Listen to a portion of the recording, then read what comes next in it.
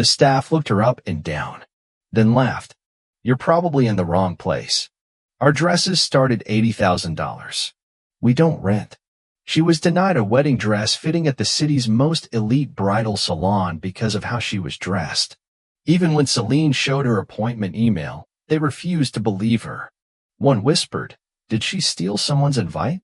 Probably another clout chaser pretending to be famous. And all those same people, they were at the billionaire's wedding. They saw her return in another simple beige dress. They mocked her again. They called security. But when the chapel doors opened, they turned around and froze. Celine Harper stepped into Maison boutiques on a crisp August morning, the kind where New York City hummed with promise and the streets smelled faintly of coffee and rain. The boutique, nestled on Madison Avenue, was a temple of luxury. Its windows framed with ivory roses, its doors guarded by a discreet gold plaque. Inside, chandeliers dripped crystal and racks of gowns shimmered like captured starlight. Celine, in her beige and loose cotton blouse, looked like she'd wandered in from a different world. Her chestnut hair was pulled into a low bun, her face bare except for a hint of rose on her lips. At 29, her beauty was soft. High cheekbones, hazel eyes that seemed to hold secrets, and a quiet grace that made you look twice.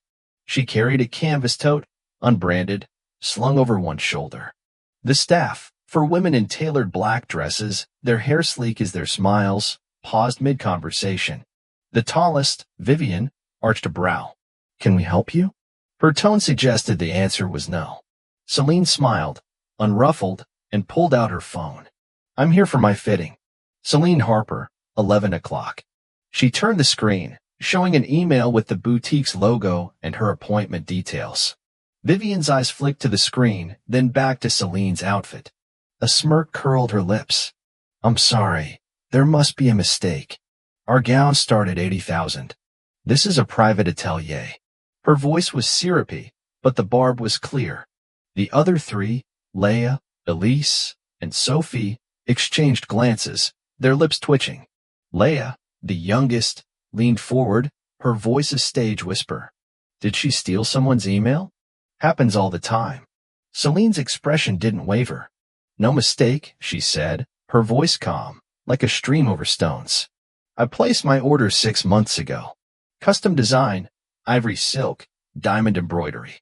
She spoke with precision, no hint of doubt. But Vivian crossed her arms, her manicured nails tapping. Sweetheart, we don't do walk-ins, and we definitely don't do, she gestured at Celine's culottes, her nose wrinkling. Elise, flipping through a tablet, snorted. Celine Harper. Never heard of her. Probably another wannabe using a fake name. Sophie, standing by a rack of veils, pulled out her phone and started typing, her fingers flying. This is too good, she muttered, already live streaming. Her caption read, Stranger in clearance clothes crashes a bridal fitting. The comments rolled in fast, laughing emojis. Who is she kidding? Get her out. Celine stood still, her tote resting against her hip. She didn't argue, didn't raise her voice. I'd like to speak to the manager, she said, polite but firm. Vivian laughed outright, a sharp cutting sound. Darling, I am the manager, and you're not on our client list. Let's not make a scene. She nodded to Leia, who stepped forward, her smile thin. Time to go. They didn't touch her. Not yet. But they flanked her, herding her toward the door like a stray. As Celine stood by the boutique's velvet curtains, clutching her tote, a wealthy client in a mink coat joined the fray. Who let this riff-raff in? She barked, her diamond earrings flashing with every word. Her name was Victoria Lang, a socialite whose family owned half the Upper East Side, and her voice carried the weight of privilege. She stepped closer, her heels clicking like a countdown, and flicked Celine's blouse with a manicured nail. This is an insult to couture, she spat, loud enough for the mirrors to echo. The staff cheered her on, Leia clapping like it was a sport. Victoria's entourage, 2 women in Chanel, snapped photos, their giggles slicing deeper than any blade. Celine's fingers tightened, but her face remained calm, a porcelain mask hiding the storm within. The live stream's comments surged. Trash doesn't belong here. Make her cry. The world watched, hungry for her pain, blind to the power she held. Celine moved with them, her steps measured, her face serene. "You're making a mistake," she said softly, almost to herself. Sophie's phone caught it, and her viewers, now at 2,000, ate it up. "She's delusional," one comment read. "Thinks she's a celebrity," another chimed. As Celine reached the door, Vivian called after her. "Try a department store next time." The glass door swung shut, and the street swallowed her. Within hours, Sophie's live stream went viral. Page 6 ran a headline: "Mystery woman in beige pants crashes elite bridal salon. Fashion faux pas or fame seeker? Meet the nobody who thought she belonged." Twitter exploded with memes. Celine's culottes photoshopped onto red carpets captioned, "When you RSVP to a wedding but forget the dress code." No one knew her name, but they knew her shame. Or so they thought. 2 days later, a fleet of private jets descended on a chateau in the French countryside, a 17th-century estate. Its gardens spilled with lavender and roses, its spires piercing a sky so blue it hurt to look at. This was the wedding of the year. Adrian Blake, heir to Blake Media, a $40 billion empire that owned half the world's magazines, streaming platforms, and news outlets. At 32, Adrian was an enigma, tall with dark hair and eyes that could charm or command. A man who'd turned his father's legacy into a global force. The bride, no one knew her name. The press had been silenced, a feat only Adrian could pull off, citing security concerns. Rumors swirled. She was a royal, a tech player, a supermodel in hiding.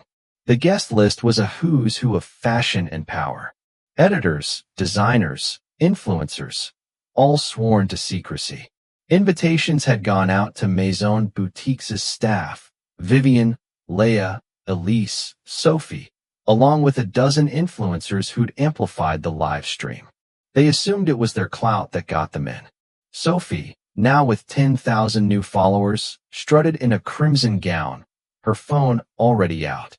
"This is my moment," she whispered to Leia, who wore emerald silk and a smug grin. Vivian, in sapphire velvet, scanned the crowd, name-dropping to anyone who'd listen. Elise, quieter in black lace, stuck close, her eyes darting like she sensed a shift in the air. The courtyard was a vision. Marble fountains, white lilies, a string quartet playing Vivaldi. Guests mingled, their diamonds flashing, their laughter sharp. Then a ripple ran through the crowd, heads turned. Celine Harper stepped through the gates. She wore a beige linen dress, sleeveless, skimming her knees. Her hair was loose, framing her face in soft waves. Her flats were simple, scuffed at the toes. No jewelry, no bag, just her hands clasped lightly in front of her. She looked like she'd walked out of a farmer's market, not a billionaire's wedding. Sophie spotted her first, her gasp audible. "No way," she hissed, raising her phone. "The beige pants girl." Vivian's eyes narrowed, her lips curling. "She's got nerve." Leia laughed loud enough to draw stares. "Is she crashing again? In that?" Elise hesitated, her fingers tightening on her clutch, but said nothing. The influencers, led by Zara Kane, a fashion vlogger with 1 million followers, swarmed, their phones out, their voices a chorus of scorn. "Did she get lost on her way to a thrift store?" Zara quipped, her lavender gown swishing as she circled Celine. "This is embarrassing." Another influencer, Theo Voss, added, his gold cufflinks glinting as he snapped a photo. Celine didn't flinch. She stood in the courtyard, her hazel eyes scanning the crowd, her posture straight as a blade. A waiter offered her champagne. She declined with a nod, her smile faint but warm. The guests closed in, their whispers sharpening. "She's a nobody," one editor muttered. "Probably bribed her way in," a stylist sneered. Sophie started live streaming again, her caption bold. "Beige girl crashes billionaire wedding round 2. The views climbed, 20,000, 30,000, comments flooding in. "Kick her out.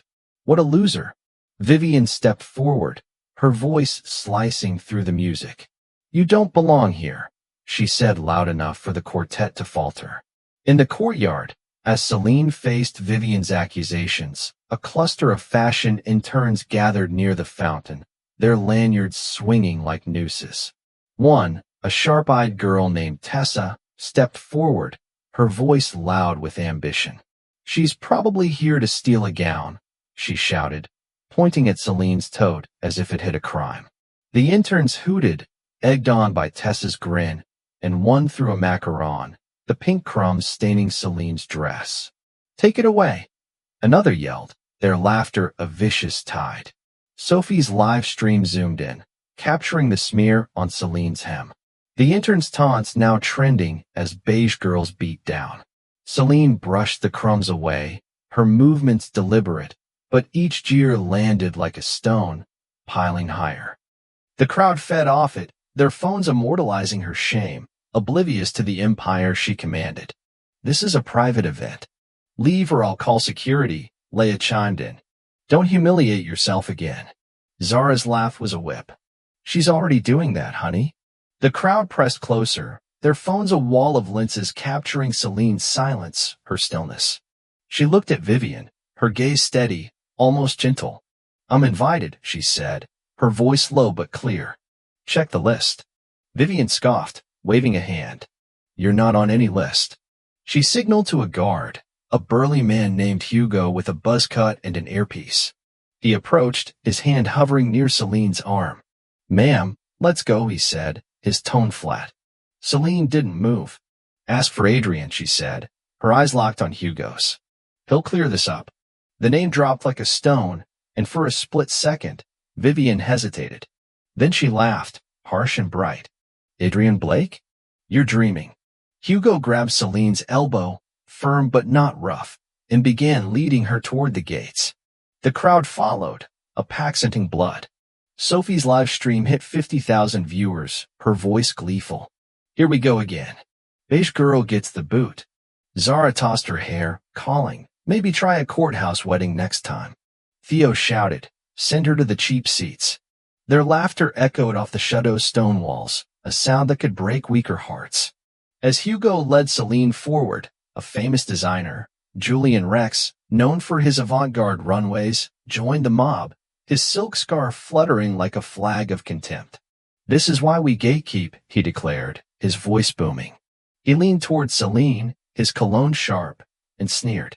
"You're a walking mockery of taste." The crowd roared, emboldened, as Julian tossed his cocktail napkin at her feet, the paper fluttering like a challenge.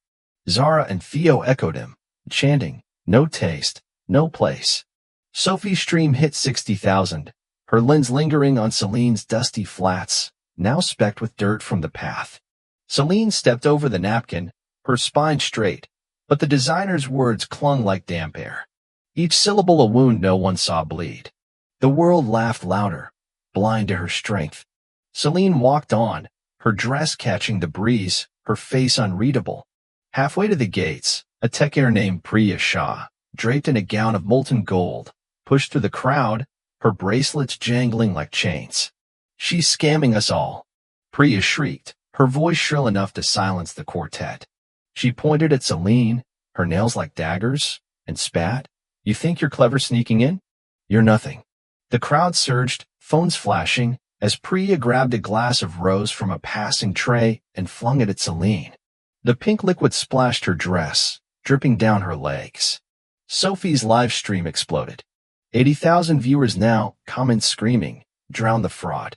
Celine paused, wiping a drop from her cheek, her eyes steady but burning with something unspoken.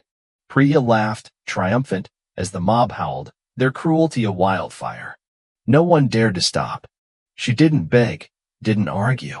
She moved like someone who knew the storm would pass. As they reached the edge of the courtyard, Elise broke away from the group, her face pale. She caught Celine's eye, her voice barely audible.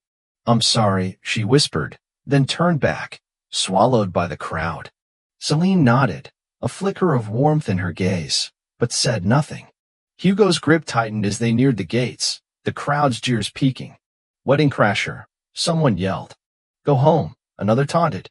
Sophie zoomed in, capturing Celine's dusty flats, her plain dress, the dignity in her spine. The internet roared, Memes multiplying. Celine in her linen dress, captioned, "When you gate crash, but forget the glow up." Then she was gone. Hugo escorted her through a side door out of sight. The crowd erupted in cheers, clinking glasses, their victory sweet. She fled, Zara crowed, posting a clip of Celine's exit. Total embarrassment, Theo added, his followers liking it by the thousands. Vivian raised her champagne flute, her smile triumphant. "That's how you handle a nobody," she said. And the quartet resumed, the moment swept away like dust. Inside the chateau, the grand hall waited.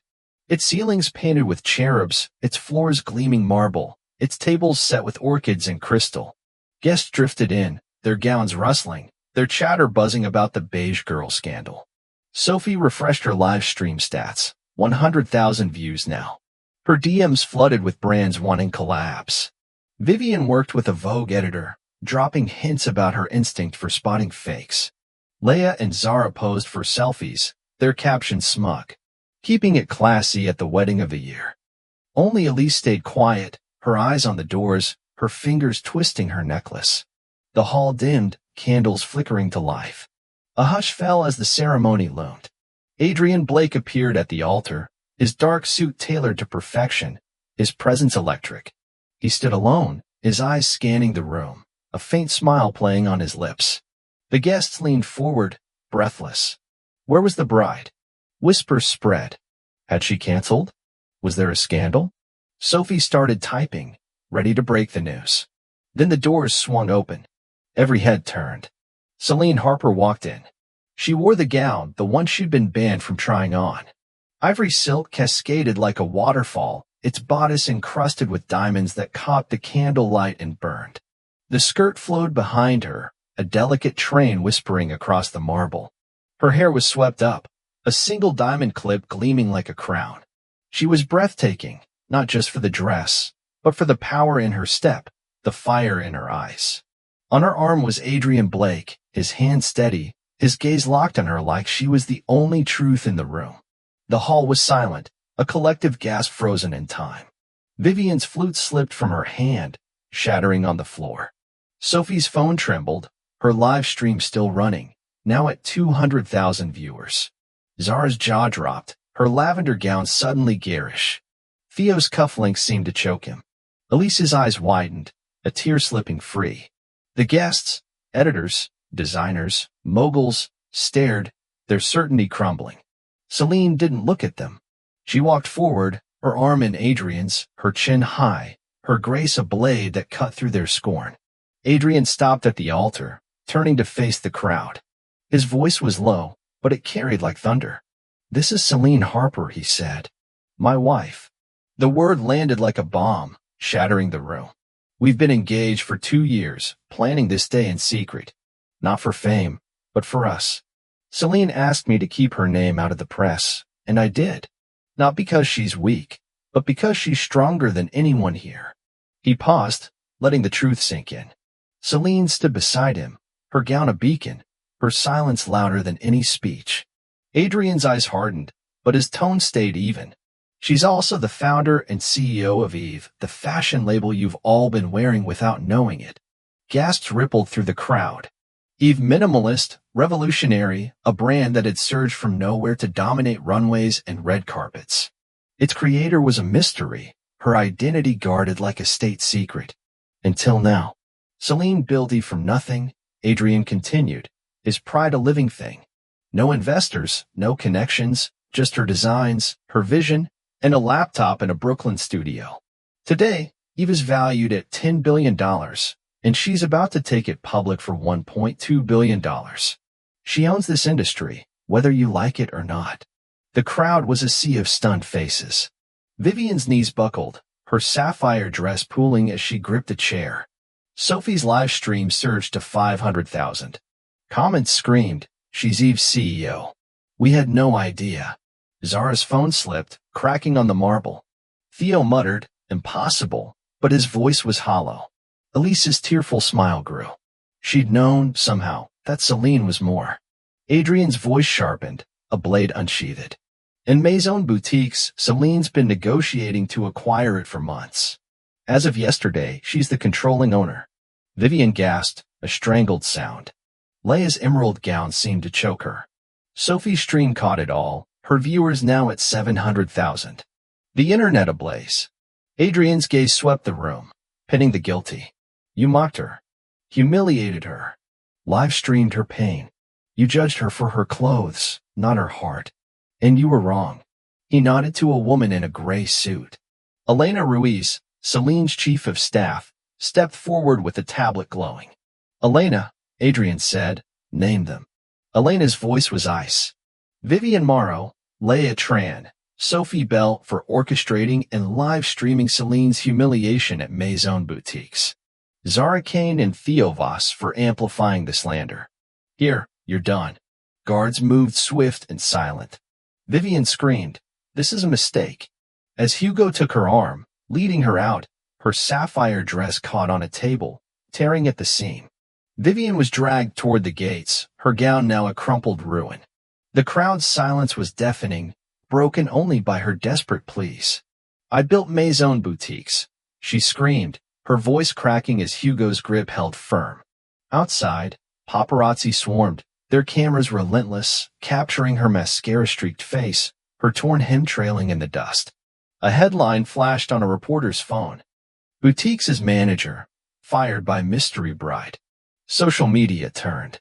Vivian's own followers unfollowed in droves, her name now a punchline. Guest whispered, she mocked the wrong woman. Elena's tablet pinged with news. Boutiques' stock plummeted, investors fleeing as Celine's merger loomed. Vivian stumbled, her empire collapsing with every step, while Celine's star rose, untouchable. Leia followed, sobbing, her emerald silk trailing like defeat.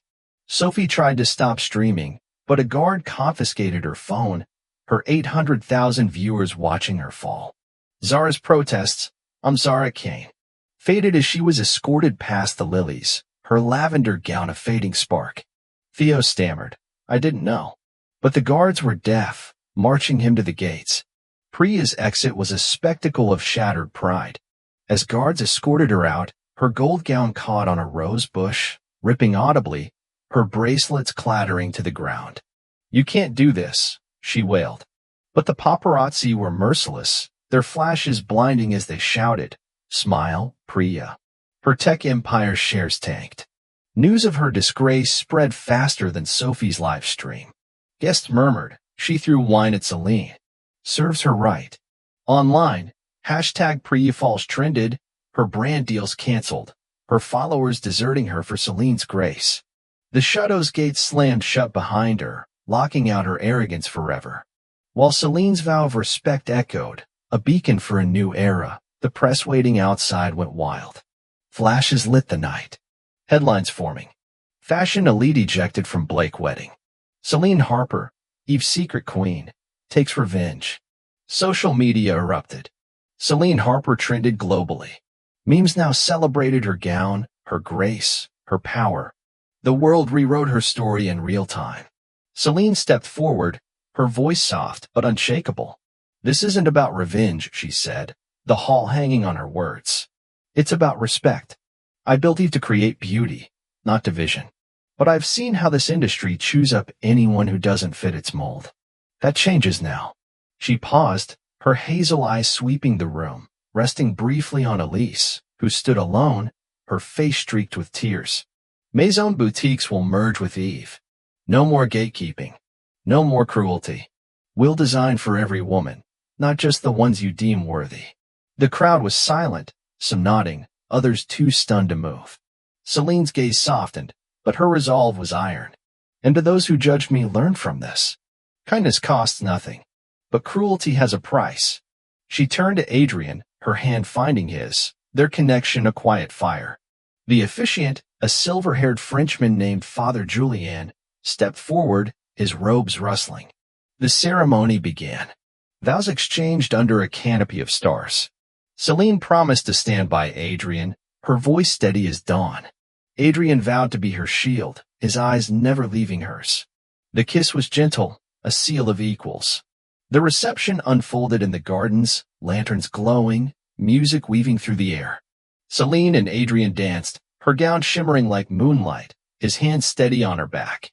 Elena approached later, her tablet dark. It's done, she said. Boutiques' staff terminated effective immediately. The merger's announced. The world's calling you a revolutionary. Celine smiled, leaning into Adrian. Good. Let's keep it that way. As the night deepened, Celine found Elise by the fountain, her black lace dress damp with tears. You apologized, Celine said, her voice warm. That mattered. Elise nodded, choking out, I didn't know who you were. Celine touched her arm. You don't need to know someone's name to be kind. She paused, then added, Eve Bridal needs a face. I'd like it to be you. Elise's eyes widened, her breath catching. Me. Celine nodded. You saw me when no one else did. The party swirled on, but Celine and Adrian slipped away, standing alone by the chateau's edge, the countryside stretching dark and endless. He brushed a strand of hair from her face, his voice low. You changed the game tonight. She smiled, her hazel eyes catching the stars. We did. Together. They weren't just husband and wife. They were a force, rewriting an industry's soul with every step. Have you ever been judged just by how you look? Ever felt like giving up because someone made you feel like you weren't good enough?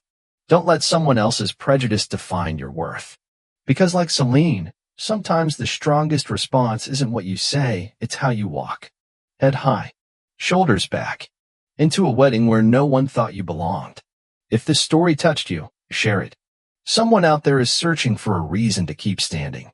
And don't forget to subscribe, because there are many more stories that will remind you. Kindness is strength, and justice always finds a voice.